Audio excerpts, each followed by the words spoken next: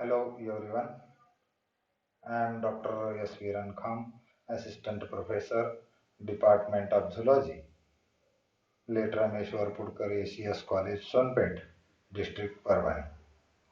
Dear friends, today we are going to discuss on intracellular digestion. We know what is digestion? Digestion is a conversion of complex food into simpler absorbable form is called as a digestion. Generally, two types of digestion are seen in heterotrophs, intracellular digestion and extracellular digestion. All metabolically active organisms are dependent on an external source of energy. Heterotrophic organisms obtain energy through ingestion and absorption of energy-rich food. The release of some of the chemically bound food energy requires intracellular digestion of macromolecules to yield smaller, more readily assimilated chemical compounds. Proteins are degraded to yield oligopeptides, and carbohydrates are cleaved to yield a sugar residue such as glucose.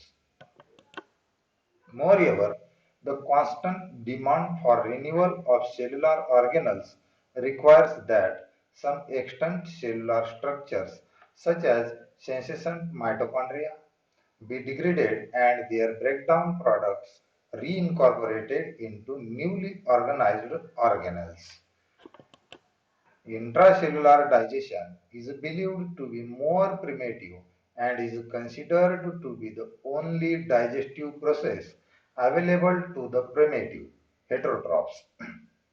In protozoa, Porifera, Coelenterata, certain parasitic helminths, and wandering cells of triploblastic species, the digestion of food materials occurs within the cell. In intracellular digestion, the particulate food matter enters the cell by phagocytosis or pinacocytosis. In this process, a protein of the cell's plasma membrane encapsulates the particle and the capsule is then pinched off in the form of a vesicle from the membrane of form pionosome or phagosome, which is then carried into the cell for digestion. Lysosome is then fused with food vacuoles to digest the food particle. The products of digestion diffuse out through membrane into the cytoplasm. The sort of digestion which occurs within the food vacuole or into the cytoplasm of the cell is called intracellular digestion. Thus, intracellular digestion includes the degradation of ingested food to produce energy-rich molecules to support life, the process called as phagotrophy, and the turnover of cellular structures to provide reusable structural molecules in the synthesis of new organelles, the process called autophagy.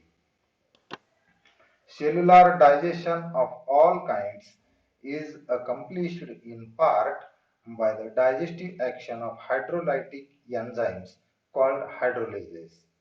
Extracellular digestion is known to occur in bacteria and fungi. They secrete hydrolases into the surrounding environment where food is degraded.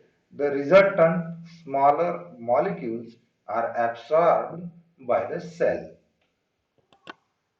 In intracellular digestion, however, the hydrolases are bound within digestive vacuoles where food is degraded. The potentially destructive enzymes are regulated and directed toward the food substrates by compartmentalization within membrane-bound vacuoles.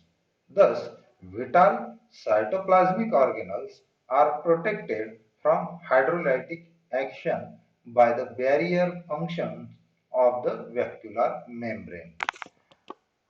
The digestive food products formed within the digestive vacuole are absorbed into the cytoplasm. We know that the vacuolar system of many living cells performs a digestive functions. Vacuoles involved in intracellular digestion are called lysosomes. Lysosomes are classified according to their morphology and function. Primary lysosomes are small. They are in 0.5 to 1 micron in diameter. Granular vacuoles whose enzymes have not yet acted on substrates. As the name implies, primary lysosomes are newly formed and have not undergone digestive action. When a primary lysosome fused with another vacuole containing substrate, that resultant organelle is called as a secondary lysosome. Secondary lysosomes, therefore, are formed from the fusion of primary lysosome with existing food vacuoles. A vacuole containing substrate without digestive enzymes is called a phagosome. When engulfed material in a food vacuole is a host cell structure, the vacuole is called as autophagic vacuole. There are two kinds of secondary lysosomes. Phagolysosomes, which are produced from the phagosomes, and autolysosomes, which are produced from autophagic vacuoles. Their names indicate respectively that digestive action is directed against extracellular engulfed food or against intracellular sequestrated cytoplasmic structure. We know that the Golgi apparatus is one site of primary lysosome production. Hydrolysis synthesized in the rough endoplasmic reticulum are believed to be transformed to the Golgi complex, where the peripheral vesicles concentrate the enzymes and pinch off to form primary lysosomes. The primary lysosomes migrate to food vacuoles where by fusion they produce secondary lysosomes. When digestion is completed, the remaining vacuole is called a dense body. Some dense bodies may migrate to newly formed food vacuoles where again by fusion a new secondary lysosome is produced. Thus, there is a cellular economy in recycling digestive enzymes. In some cases, the remaining exhausted digestive vacuoles form residual bodies.